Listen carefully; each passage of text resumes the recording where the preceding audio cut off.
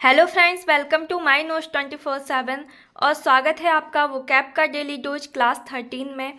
और जैसे कि आज होली है तो होली की बहुत बहुत शुभकामनाएं आप सभी को। तो दोस्तों, लास्ट क्लास में हमने क्लास 12 को डिस्कस किया था, जिसमें मैंने आपके साथ कुछ इम्पोर्टेंट मीनिंग्स आपके साथ डिस्कस की थी विथ एंटोनिम्स सिनोनिम्स। आज हम क्लास 13 को डिस्कस करेंगे और क्लास 13 को स्टार्ट करने से पहले एक क्विक रिवीजन लेना है लास्ट क्लास का। तो सबसे पहले हम रिवीजन कर लेते हैं हमारी लास्ट क्लास का।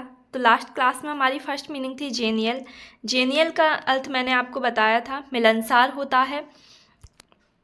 सिनोनिम्स थे इसके कॉर्डियल, एंटोनिम्स थे बुरिस, होस्टाइल जिसका अर्थ होता है अशिष्ट या शत्रुतापूर्ण, जो आपके साथ शत्रुतापूर्ण व्यवहार करता है उसके लिए आप बुरिस होस्टाइल वर्ड का यूज कर सकते हैं। सेंटेंस में मैंने आपको बताया था he was a warm hearted friend and genial host, जिसका अर्थ होगा कि वह एक सौहार्दपूर्ण मित्र व मिलनसार मेजबान थे। तो इस तरीके से आप जेनियल शब्द का यूज कर सकते हैं। आपके आसपास कोई ऐसा व्यक्ति है जो बहुत ज़्यादा मिलनसार है तो आप उसे जेनियल वर्ड का यूज जनरली उसके साथ कर सकते हैं, जिससे कि आपको ये वर्ड याद रहे। नेक्स्ट मीनिंग थी हमारी मिनिएचर। मिनिएचर का अर्थ होता है लघु या छोटा, छोटे को ही लघु बोला जाता है।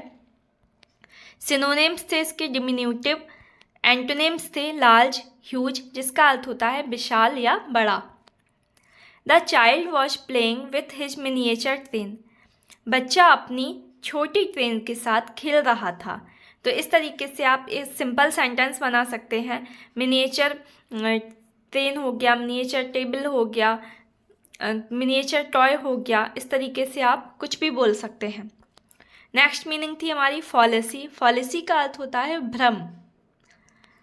सिनोनिम्स हो जाएंगे इसके बियास, फॉल्स बिलीव की मतलब ऐसी चीज़ों पर बिलीव कर लेना जो हकीकत में है ही नहीं, भ्रम हो जाना। एंटोनिम्स थे इसके ट्रुथ, वेरिटी जिसका अर्थ होता है सच्चाई। It is a fallacy to say that the camera never lies, जिसका अर्थ था कि यह एक भ्रम है कि कैमरा कभी झूठ नहीं बोलता। तो इस तरीके से आप पॉलिसी का यूज कर सकते हैं। नेक्स्ट मीनिंग थी हमारी लैकोनिक। लैकोनिक का अर्थ होता है संक्षेप या अल्प, मतलब संक्षेप में, संक्षिप्त में या थोड़े रूप में अल्प बोल सकते हैं। सिनोनिम्स हो जाएंगे इसके कंसाइज, क्रिस्प, ब्रीफ, इनका भी अर्थ होता है संक्षेप में या छोटे रूप में। एंटोनिम्स हो जाएंगे वर्बोस, लॉन्ग वाइंडेड जिनका अर्थ होता है विस्तार में। The manner is laconic yet earnest, तरीका संक्षिप्त है फिर भी गंभीर है। तो आप मतलब किसी ने आपको कोई ट्रिक बता दी या छोटा सा तरीका बता दिया जिससे आपका बड़ा काम हो गया, तो आप इस तरीके से बोल सकते हैं the manner is laconic yet earnest, मतलब तरीका संक्षिप्त है फिर भी गंभीर है। नेक्स्ट मीनिंग है डर्थ। डर्थ का अर्थ था अकाल। अकाल यानी बहुत ज़्यादा कमी हो जाना किसी चीज़ की। सिनोनिम्स हो जाएंगे इसके स्कैर्सिटी, शॉर्टेज जिनका अर्थ होता है बहुत कम या संक्षेप, बहुत कम या बहुत अल्प मात्रा में। एंटोनिम्स हो जाएंगे एबंडेंस। एबंडेंस का अर्थ होता है प्रचुरता या बहुत ज़्यादा होना, पर्याप्त होना। There is a dearth of qualified workers, इसका अर्थ है कि यहाँ पर योग्य कर्मचारियों की या योग्य कर्मियों की कमी है। तो जिसका अर्थ हो जाएगा कि यहाँ पर योग्य कर्मियों का अकाल है। नेक्स्ट मीनिंग थी हमारी एक्यूरेट। एक्यूरेट का अर्थ होता है शुद्ध या बिल्कुल सही।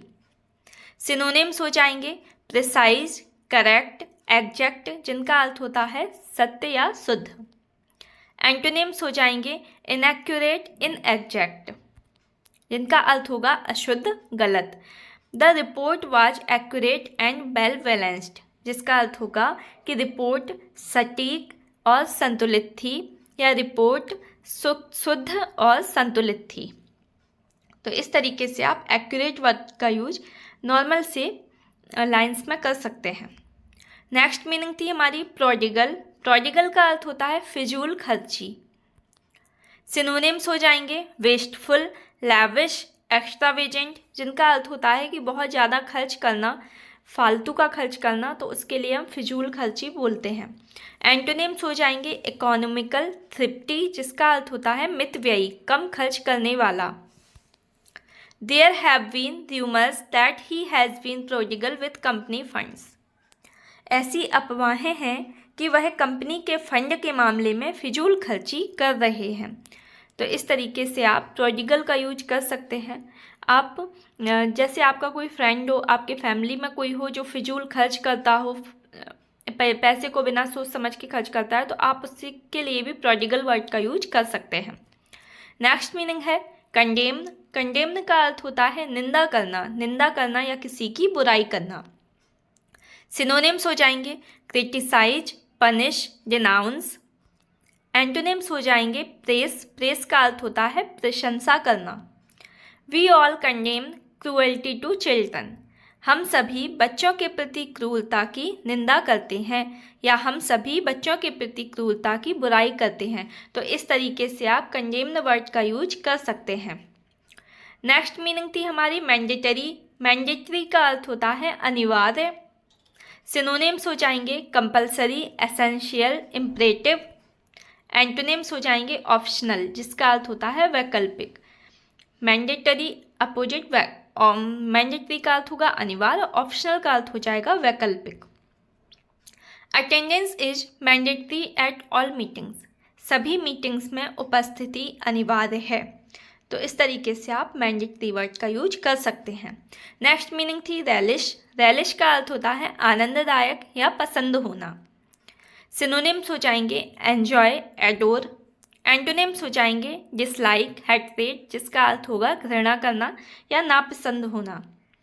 I always relish a challenge. मुझे चुनौती हमेशा पसंद आती है। तो इस तरीके से आप रेलिश वर्ड का यूज कर सकते हैं। ऐसे भी बोल सकते हैं कि मुझे चुनौती मतलब चैलेंज एक्सेप्ट करने में मुझे आनंद मिलता है। इस तरीके से भी आप रेलिश वर्ड का यूज कर सकते हैं। तो इस तरीके से मैंने आपके साथ लास्ट क्लास को डिस्कस किया है। इसके बाद आज मैं आपके लिए लाई हूँ क्लास 13, वोकैब का डेली डोज क्लास 13। तो आज हम आज की मीनिंग्स को डिस्कस करेंगे और आई होप कि आपको लास्ट क्लास तक सारी मीनिंग्स आपको याद हो गई होंगी। आज की हमारी फर्स्ट मीनिंग है एड्यूलेशन। एड्यूलेशन का अर्थ होता है सराहना करना या किसी की प्रशंसा करना। तो सिनोनिम्स हो जाएंगे फ्लैटरी, एडोरेशन। एंटोनिम्स हो जाएंगे इसके डिसरिगार्ड या हेटरेट, जिनका अर्थ होता है अवहेलना करना या घृणा करना या किसी को पसंद ना करना। The band enjoy the adulation of their fans wherever they go, जिसका अर्थ होगा कि बैंड जहाँ भी जाता है अपने प्रशंसकों की प्रशंसा का आनंद लेता है या अपने प्रशंसकों की सराहना का आनंद लेता है। तो इस तरीके से आप एडुलेशन वर्ड का यूज कर सकते हैं। नेक्स्ट मीनिंग है हमारी एंग्विश। एंग्विश का अर्थ होता है दुख या पीड़ा। सिनोनिम्स हो जाएंगे अगोनी, एके, शोरो। एंटोनिम्स हो जाएंगे हैप्पीनेस, कंटेंटमेंट, जिनका अर्थ होता है खुशी या संतोष होना। Tears of anguish field her eyes, उसकी आँखों में दुख के आंसू भर गए। तो इस तरीके से हम एंग्विश वर्ड का यूज कर सकते हैं। नेक्स्ट मीनिंग है हमारी एट्रोसिटी। एट्रोसिटी का अर्थ होता है अत्याचार, किसी पर अत्याचार करना। सिनोनिम्स हो जाएंगे वायलेंस, बार्बेरिटी। एंटोनिम्स हो जाएंगे प्लीजेंटनेस, डिलाइटफुलनेस, जिनका अर्थ होगा आनंद या रमणीयता। ये एट्रोसिटी और जो लास्ट मीनिंग थी हमारी, ये कुछ ऐसे वर्ड्स हैं जो आपको सिनोनिम्स में मिलेंगे बट इनके एंटोनिम्स आपको नहीं मिलेंगे। तो इनके एंटोनिम्स को मैंने ढूंढ के आपके लिए यहाँ पर तैयार किया हुआ है। These people are guilty of acts of great atrocity. ये लोग बड़े अत्याचार के कृत्य के दोषी हैं, मतलब इन्होंने बहुत ज़्यादा अत्याचार किया है। तो इस तरीके से आप एट्रोसिटी वर्ड का यूज कर सकते हैं। या फिर आप ऐसे भी कोई सेंटेंस बना सकते हैं कि जो आतंकवादी होते हैं वो बेकसूर जनता पर, बेकसूर लोगों पर अत्याचार करते हैं। तो वहाँ भी आप एट्रोसिटी वर्ड का यूज कर सकते हैं। नेक्स्ट मीनिंग है हमारी कैटेस्ट्रॉफ। कैटेस्ट्रॉफ का अर्थ होता है कैटेस्ट्रॉफ का अर्थ होता है तबाही या आपदा। सिनोनिम्स हो जाएंगे इसके कैलेमिटी, ट्रेजिडी, डिजास्टर। एंटोनिम्स हो जाएंगे फॉर्चुनेट, एडवांटेजियस, जिसका अर्थ होता है भाग्यशाली या लाभप्रद। The flood last year was a terrible catastrophe in which many people died. पिछले साल आई बाढ़ एक भयानक तबाही थी जिसमें कई लोगों की मौत हो गई।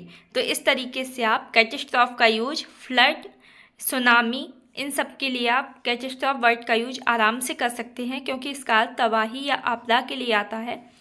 जैसे भूकंप वगैरह होता है उसके लिए भी आप कैटेस्ट्रॉफ वर्ड का यूज कर सकते हैं।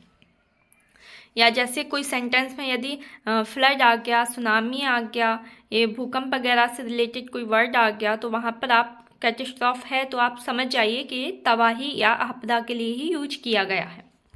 नेक्स्ट मीनिंग है कैओस। कैओस का अर्थ होता है अराजकता, अव्यवस्था। सिनोनिम्स हो जाएंगे डिसऑर्डर, मिक्सअप, कन्फ्यूजन, टर्मोइल। ये आया हुआ है एसएससी के एग्जाम में आया हुआ है ये मीनिंग। एंटोनिम्स हो जाएंगे ऑर्डर, सिस्टम, जिसका अर्थ होता है व्यवस्थित।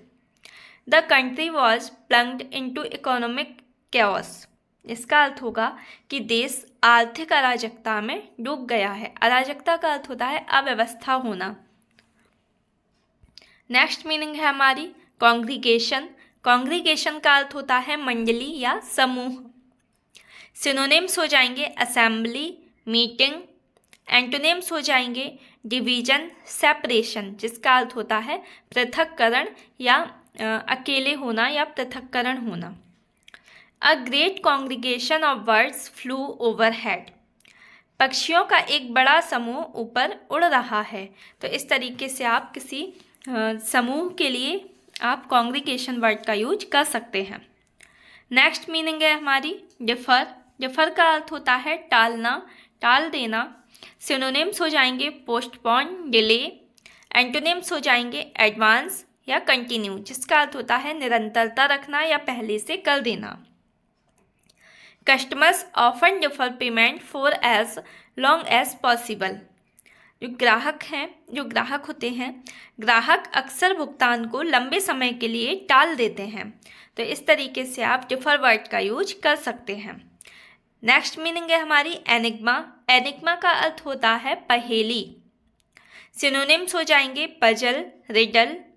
एंटोनिम्स हो जाएंगे क्लियर, अपरेंट, जिनका अर्थ होता है स्पष्ट। Even after years he still remains an enigma to me. बरसों बाद भी वह मेरे लिए एक पहेली बना हुआ है। तो इस तरीके से आप एनिग्मा वर्ड का यूज कर सकते हैं किसी भी पर्सन के लिए, किसी भी थिंग के लिए, किसी भी काम के लिए। कोई ऐसा काम जिसे आप करने की कोशिश करते हैं लेकिन हर बार आप फेल हो जाते हैं और आप कहते हैं कि it's a enigma for me, it's an enigma for me. Next meaning है हमारी ग्रैब।